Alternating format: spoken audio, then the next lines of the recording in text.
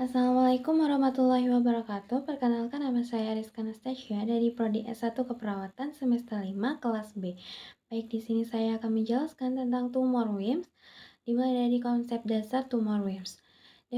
Definisi dari tumor WIMS ini adalah tumor yang menyerang organ ginjal anak dan dikenal juga sebagai nefroblastoma. Tumor ini sering terjadi pada anak usia 3 tahun atau 4 tahun. Dan tumor ini merupakan tumor campuran ganas yang tumbuh dengan cepat, terbentuk dari unsur embrional, dan jarang terjadi pada anak usia 5 tahun atau lebih, dan sering terjadi pada anak usia sebelum 5 tahun. Dan tumor ini merupakan uh, tumor ini sering ditemukan pada saat orang tua memandikan atau mengenakan baju anaknya, atau pada saat dokter sedang melakukan pemeriksaan fisik pada anaknya. Kemudian ada etiologinya. Etiologi dari tumor WIMS ini penyebabnya tidak diketahui tetapi melibatkan faktor genetik. Tumor WIMS ini berhubungan dengan kelainan bawaan tertentu seperti yang pertama ada WAGS syndrome, terdiri dari tumor WIMS. Kemudian aniridia adalah suatu kelainan mata yang ditandai dengan hipoplasia iris.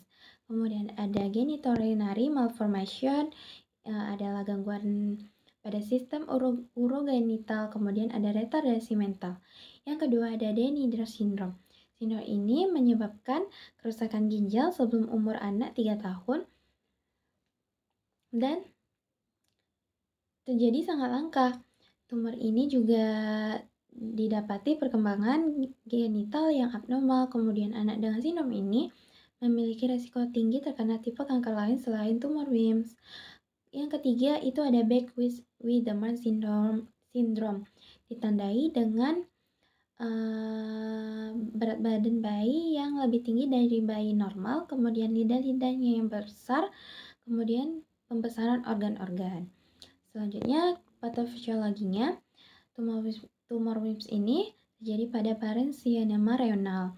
Tumor WIMS ini muncul sejak saat perkembangan embrio dan akan tumbuh dengan cepat setelah lahir.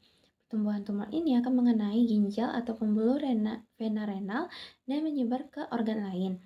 Tumor yang biasanya baik terbatas dan sering terjadi nekrosis, kitis, dan pendarahan. Kemudian terjadinya hipertensi terkait iskemik pada renal dan terjadinya metastase tumor secara hematogen dan limfogen, yaitu berupa hati, paru, otak, dan bone marrow. Selanjutnya ada manifestasi klinisnya. Keluhan utamanya biasanya hanya benjolan pada perut, tapi jarang dilaporkan adanya nyeri perut dan hematuria. Gejala lain yang muncul itu ada hipertensi, anemia, kemudian penurunan berat badan, kemudian infeksi saluran kencing, terus malaise, anoreksia, dan tumor WIMS tidak jarang dijumpai beserta kelainan kongenital lainnya seperti aniridia, hematuria, anomali saluran kemih, dan genitalia, dan retardasi mental. Selanjutnya ada komplikasi tumor WIMS ini. Komplikasi terjadi jika tumor telah menyebar dan menyerang organ lain dalam tubuh. Dan ada beberapa komplikasinya. Yang pertama ada gangguan fungsi ginjal, terutama bila tumor berada pada kedua ginjal. Kemudian ada gagal jantung, kemudian ada gangguan pertumbuhan dan perkembangan anak, terutama tinggi badannya. Selanjutnya ada pemeriksaan penunjang. Ini terdiri dari IVP, kemudian fototoraks, ultrasonografi, kemudian ada CT scan, kemudian ada MRI, kemudian ada laboratorium. Selanjutnya kita ke penata laksanaan. Terbagi dua, yaitu farmakologi dan non-farmakologi. Farmakologi ini terdiri dari kemoterapi. Prosedur kemoterapi ini biasa dilakukan jika ukuran tumor sudah cukup besar atau tindakan operasi tidak mampu lagi mengangkat seluruh sel kanker.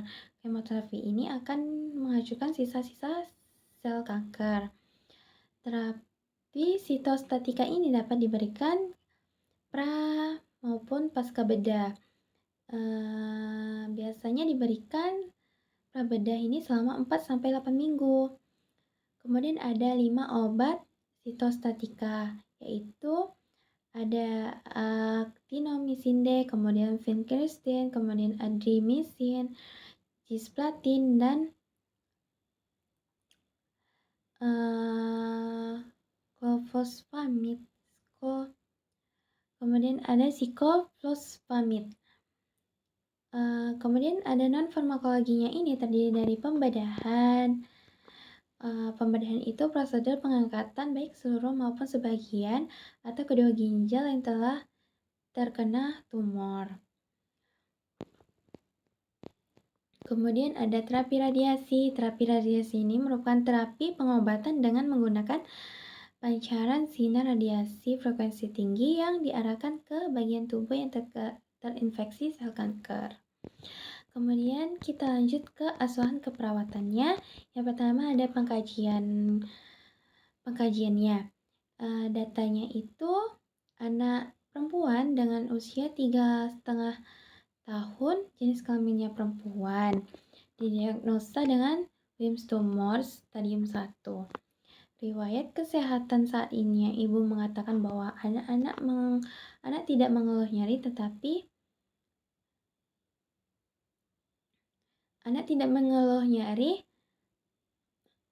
yang signifikan pada awalnya. Kemudian riwayat keluhan utamanya itu saat screening keluarga ditemukan massa ginjal kiri tanpa keluhan lain seperti nyeri atau gangguan aktivitas lainnya. Kemudian riwayat kesehatan masa lalunya itu anak telah menjalani evaluasi radiologi dan hasil menunjukkan Wilms tumor stadium 1. Anak telah menjalani nefrektomi kiri sebagai bagian dari penata laksanaannya. Kemudian riwayat kesehatan keluarganya, massa ginjal kiri terdeteksi pada screening keluarga dan tidak disebutkan adanya riwayat keluarga dengan tumor ginjal atau kanker serupa. Kemudian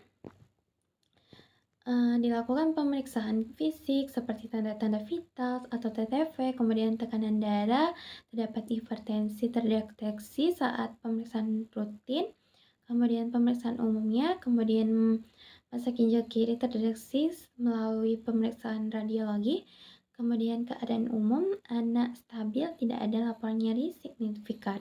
Kemudian yang terakhir ada pemeriksaan penunjang. Kalau radiologinya itu terdeteksi tumor Wilms 1, kemudian histologinya favorable, kemudian terapi yang telah dilakukan itu nefrektomi kiri, kemudian rencana terapi selanjutnya itu ada kemoterapi adjuvan. Baik, analisa datanya, data DS-nya itu tidak ada. Pada data DO-nya terdeteksi massa ginjal kiri pada saat screening keluarga dan pasien menjalani nefrektomi kiri, kemudian rencana kemoterapi adjuvan. Etiologinya itu penyakit kronis, efek prosedur invasif, kemudian kerusakan intragentas kulit dan imunosupresi. Dan masalahnya itu ada resiko infeksi. Kemudian yang kedua, DS-nya tidak ada dan DO-nya ada, terdeteksi massa ginjal kiri saat screening keluarga, kemudian pasien menjalani nefrektomi kiri dan adanya hipertensi. Dan etiologinya itu hipertensi, disfungsi ginjal, dan keganasan. Dan masalahnya itu resiko perfusi renal tidak efektif. Yang ketiga, DS-nya tidak diketahui, tapi DO-nya terdiri dari hasil evaluasi radiologi itu didiagnosa Wilms tumor stadium 1, kemudian rencana kemoterapi adjuvan.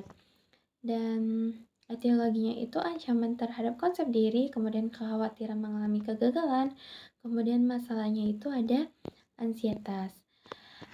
Kemudian yang kedua ada diagnosa keperawatannya. Yang pertama ada 3. Yang pertama ada resiko infeksi berhubungan dengan penyakit kronis, efek prosedur invasif, kemudian kerusakan intragentas kulit, imunosupresi, dibuktikan dengan imunosupresi. Yang kedua ada resiko perfusi renal tidak efektif berhubungan dengan hipertensi, disfusi ginjal, keganasan, dibuktikan dengan hipertensi, keganasan, dan penyakit ginjal. Yang terakhir ada ansietas berhubungan dengan ancaman terhadap konsep diri, kemudian kekhawatiran mengalami kegagalan, dibuktikan dengan merasa bingung dan merasa khawatir dengan akibat dari kondisi yang dihadapi. Selanjutnya ada SIKI dan SLKI. SLKI pada resiko infeksi itu setelah dilakukan tindakan asuhan keperawatan selama 3 kali 24 jam, maka tingkat infeksi menurun dengan kriteria hasil kebersihan tangan atau badan meningkat, kemudian demam menurun, kemerahan menurun, nyeri menurun, kemudian drainase purulen menurun, kemudian kanker darah putih membaik.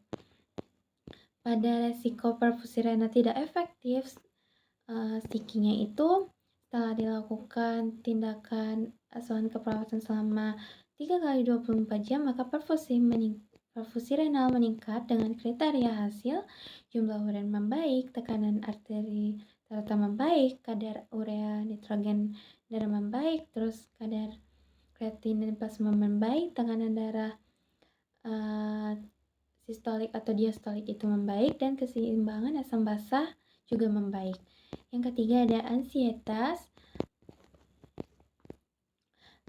SLKI-nya itu terdiri dari setelah dilakukan asuhan keperawatan, maka tingkat ansietas itu menurun dengan kriteria hasil, perilaku gelisah menurun, kemudian keluhan pusing menurun, palpitasi menurun, konsentrasi membaik, pola tidur membaik, terus tekanan darah membaik, terus frekuensi nadi membaik.